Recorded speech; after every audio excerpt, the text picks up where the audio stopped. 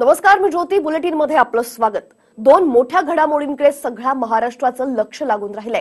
शेतकऱ्यांच्या मागण्यांसंदर्भात शेतकरी नेते आणि जलसंपदा मंत्री गिरीश महाजन यांच्यात झालेली बैठक अखेर निष्फळ ठरलीय.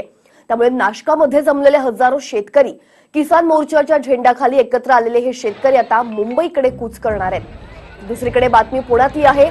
आंबेगाव तालुक्यातल्या थोरांगळे गावात बोरवेलमध्ये पडलेल्या लहानग्या रवीला वाचवण्यासाठी घरोघरी देवाचा धावा केला जातोय. रवीला बोरवेलमधून बाहेर काढण्यासाठी रात्रभर प्रयत्न सुरू आहेत. एनडीआरएफची टीम रवीला बाहेर काढण्यासाठी शर्थीचे प्रयत्न करते. आता आपण थेट आंबेगावात जाणार आहोत. आंबेगावातील थोरांगळे गावात आपण थेट जातोय. एनडीआरएफची टीम रवीला बाहेर काढण्याचे शर्थीचे प्रयत्न करते.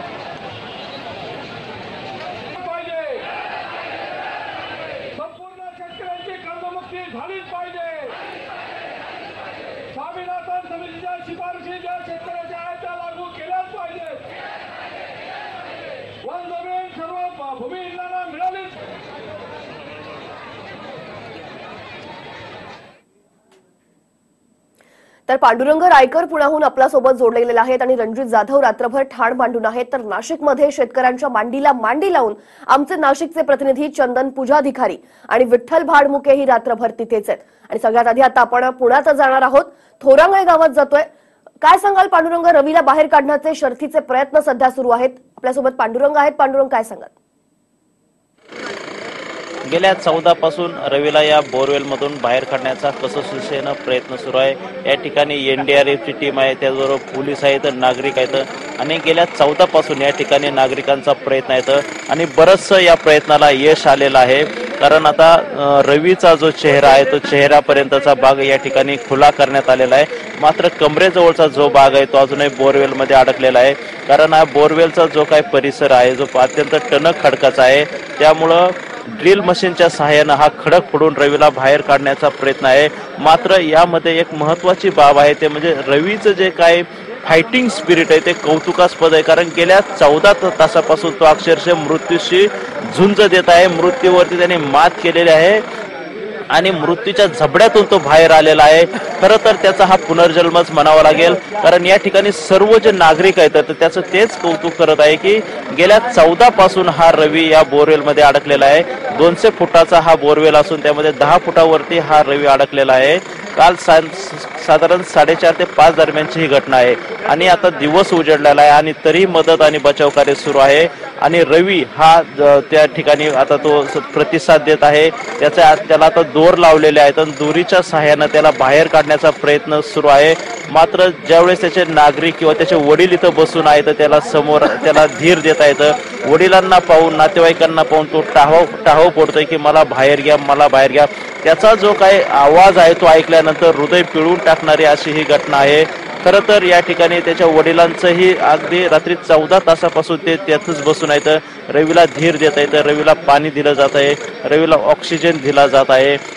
आणि याचबरोबर ह्या नागरिकांनी फार मोठं मदत केलेली आहे.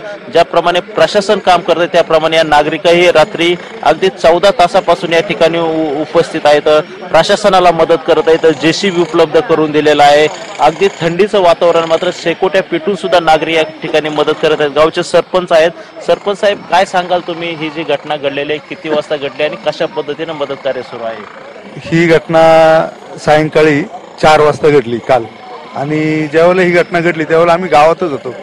इथला रस्त्याचं काम चालू असल्यामुळे कामगार काम करत असताना त्यांचाच मुलगा ज्यावेळेला पडला त्यावेळेला ते आमच्याकडे सांगायला आले तिथे की बोरमध्ये मुलगा पडला म्हणून. ज्यावेळेला आम्ही इथं आलो त्याची वस्तुस्थिती पाहिल्यानंतर मी डायरेक्ट पहिला BDO साहेबांना फोन केला, नंतर तहसीलदार साहेबांना फोन केला आणि आमचे गावकरी मंडळी असतील, आमचे पोलीस पाटील असतील, सर्व मंडळींनी मदत कार्याला सुरुवात केली. सुरुवातीला इथलंच कामाचा JCB चालू होता. JCBच्या साहाय्याने माती काढायचा प्रयत्न केला. नंतर फॉकलँड आणलं आणि मी प्रथम NDRF आणि प्रशासकाचे आभार मानतो. आम्ही फोन केल्या तात्काळमध्ये त्यांनी पुढची प्रशासकीय हालचाल चालू करून त्या NDRF असतील, पोलीस डिपार्टमेंट असेल किंवा तहसीलदार साहेब असेल, BDO साहेब असतील, हे सर्व मंडळी तात्काळ हजर झाले. परत तुमचे सध्या बचाव कार्याचं काम कसं सुरू आहे, काय अडचण येत आहे? आता बचाव कार्याचं काम तसं जवळजवळ अंतिम टप्प्यावर आहे आणि जे NDRF असतील किंवा सगळ्यांनी जी मेहनत घेतली, रात्रभर मेहनत घेऊन ही जी हे केलं आणि त्या मुलाला जेणेकरून कुठच्याही प्रकारची इजा होणार नाही किंवा कोणत्याही प्रकारचं त्याला हे होणार नाही, यांनी सगळ्यांनी प्रयत्न केलेले आहेत.